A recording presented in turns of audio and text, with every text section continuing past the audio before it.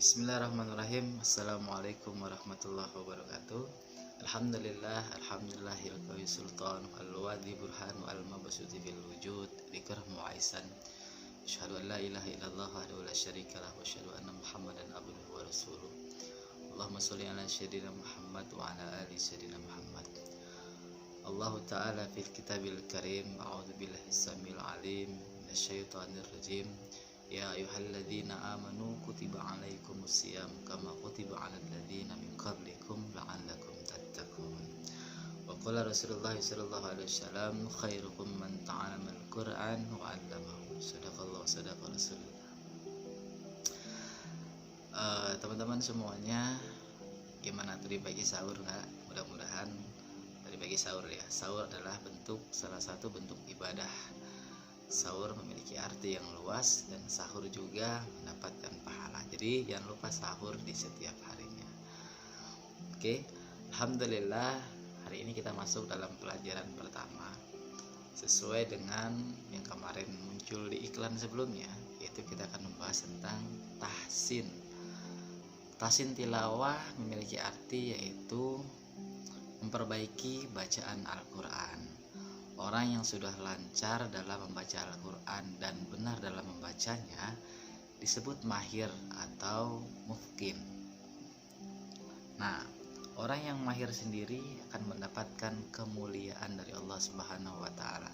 Sedangkan orang yang masih terbata-bata dalam mempelajari atau membaca Al-Quran, dia mendapatkan 2 pahala. Hal ini sesuai dengan hadis Rasulullah yang artinya orang yang mahir dengan Al-Quran bersamanya para malaikat yang mulia. Dan orang yang kemampuan baca Qurannya masih terbata-bata serta dalam tahap belajar, dia memiliki atau mendapatkan 2 pahala. Hadis riwayat Muslim.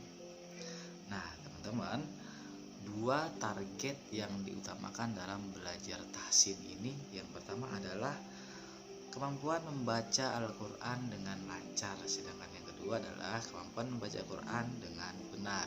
Karena lancar belum tentu benar, dan benar sendiri insya Allah pasti lancar.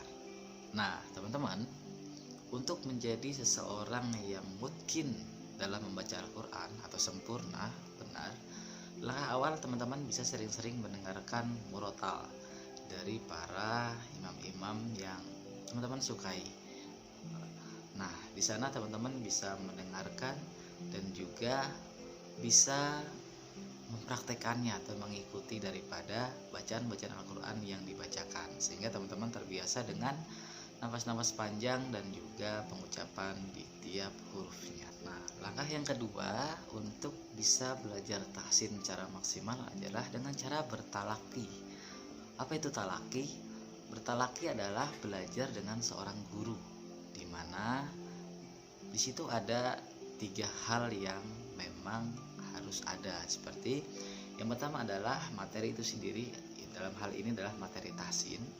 Yang kedua, murabbi atau seorang guru, dan yang ketiga tentunya adalah mutarabi atau seorang murid.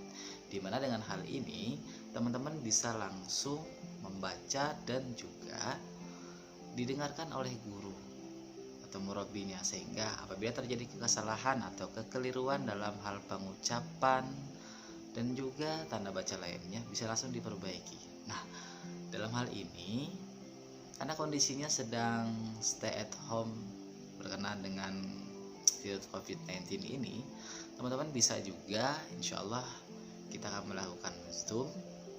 Tapi sebelumnya bisa komentar dulu di bawah untuk masalah waktu dan pelaksanaannya. Nanti kita sama-sama mendengarkan dan saling memberikan koreksian dari teman-teman semuanya. Oke, setelah tadi untuk membaca Quran secara mufti atau secara benar, teman-teman rajin-rajinlah mendengar tilawah Quran. Yang kedua, teman-teman harus bertalaki atau mengaji kepada seorang guru. Langkah yang ketiga adalah setelah teman-teman tahu hurufnya, paham, teman-teman jangan lupa untuk mempelajari tajwidnya. di mana tajwid ini adalah ilmu mengkaji kaidah-kaidah dalam membaca Al-Quran seperti yang diajarkan oleh baginda Rasul Shallallahu Alaihi Wasallam. Namun demikian, hal yang paling terpenting adalah bertalaki. Kenapa? Hal ini dianggap paling efisien dan paling tepat selain daripada teman-teman mendengarkan tilawah dan juga yang lainnya. Yang pasti harus teman-teman punya guru untuk belajar. Iya, teman-teman paham ya kenapa kakak bilang harus mempunyai guru untuk belajar. Seperti yang di awal tadi kakak bilang, apabila terjadi kesalahan, kekeliruan bisa langsung diperbaiki oleh murabi itu sendiri. Nah, teman-teman, beberapa ulama sepakat bahwasannya menetapkan hukum mempelajari ilmu tajwid secara teori adalah fardu kifayah. Sedangkan hukum membaca Al-Quran dengan benar adalah fardu ain. Jadi teman-teman walaupun sudah lancar dalam membaca Al-Quran, tetap harus belajar supaya bacaannya jauh lebih baik lagi.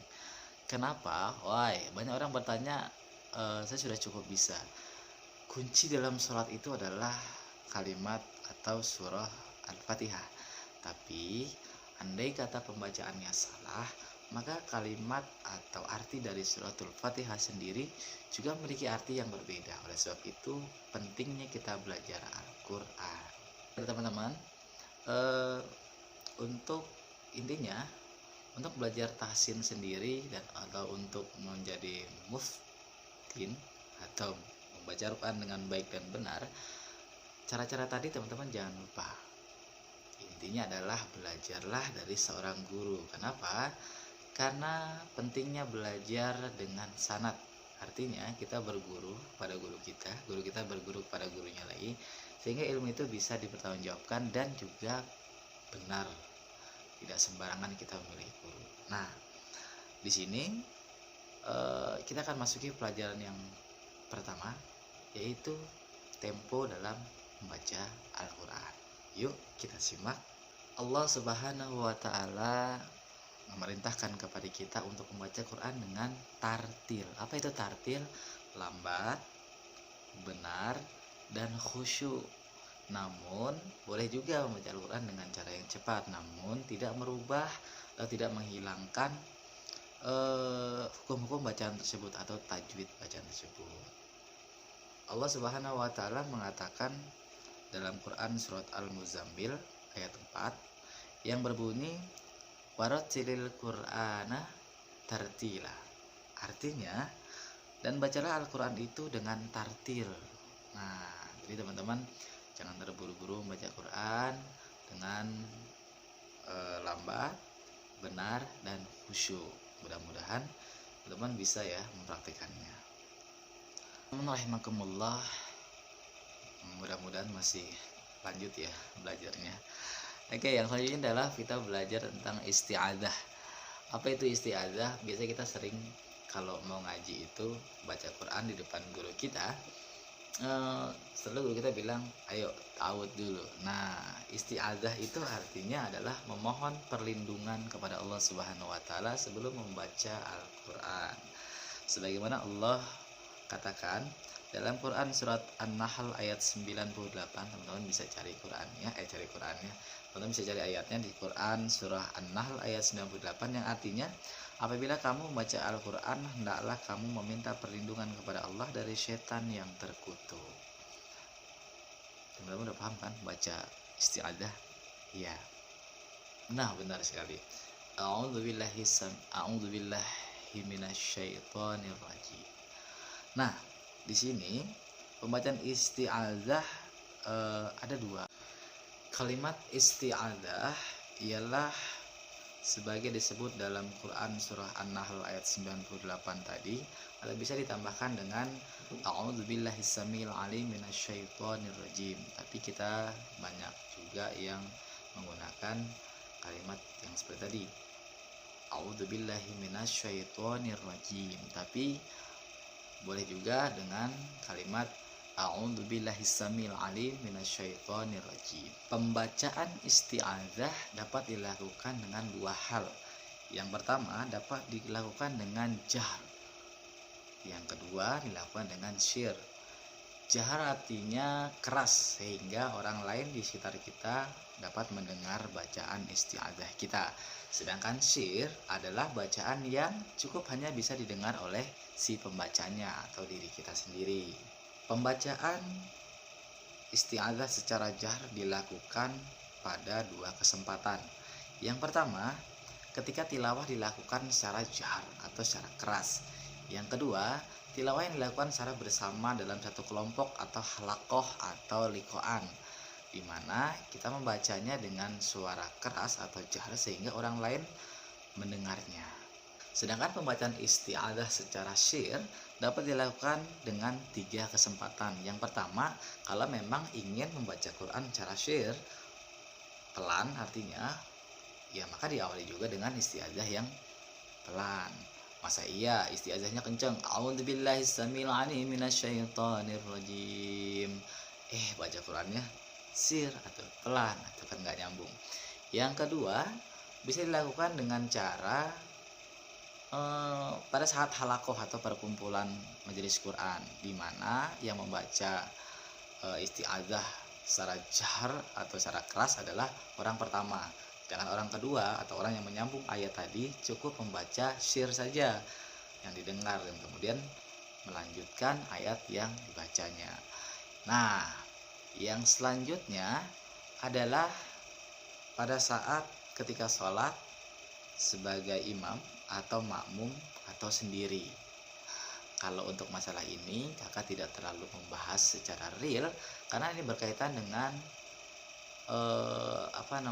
mazhab. Ya, berkaitan dengan mazhab. Ada mazhab yang memang mengeraskan, ada juga yang mensyirkan.